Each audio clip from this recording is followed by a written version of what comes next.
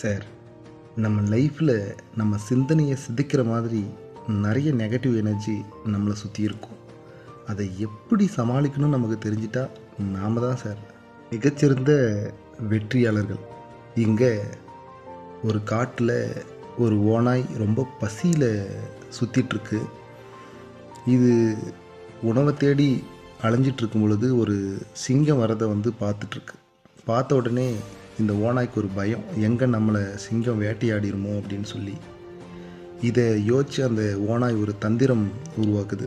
என்ன அப்படின்னா, பக்கத்தில் இருந்த ஒரு எலும்பை எடுத்து ஸ்மெல் பண்ணி பார்த்துட்டு, அடடா, இந்த சிங்கத்துக்கறியே தனி சுவை தான், இன்னொரு சிங்கம் நம்மளுக்கு கிடைச்சா இன்னைக்கு நம்மளுடைய பசியோடைய தாகம் தீர்ந்துருமே அப்படின்னு சொல்லி புலம்பிகிட்ருக்கு.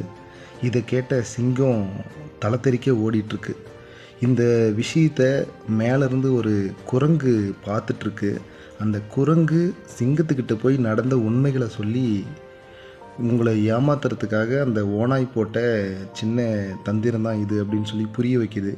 உடனே அந்த குரங்கை தூக்கி தான் முதுகு மேலே வச்சுக்கிட்டு அந்த சிங்கம் வேகமாக அந்த ஓநாயை தேடி வந்துட்டுருக்கு. இதை பார்த்துட்டு இருந்த அந்த ஓநாய் மறுபடியும் ஒரு தந்திரத்தை உருவாக்குது.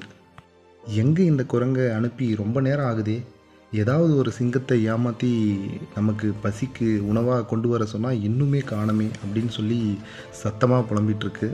இதை காதால் கேட்ட சிங்கம் அந்த குரங்கை தூக்கி வீசிட்டு இந்த காட்டோட எல்லைக்கே ஓடிடுது. இது போல தாங்க நம்மக்கிட்டேயும் நம்ம வேலை செய்கிற இடத்துலையோ இல்லை நம்ம இந்த சமுதாயத்துலேயோ நம்ம என்ன செய்கிறோம் அப்படின்றத பார்த்துக்கிட்டே சில குரங்குகள் இருந்துகிட்ருக்கோம்.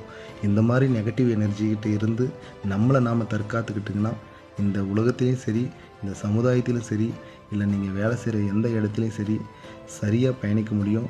உங்களுடைய திறமைகளை சரியாக வளர்த்துக்க முடியும். நன்றி.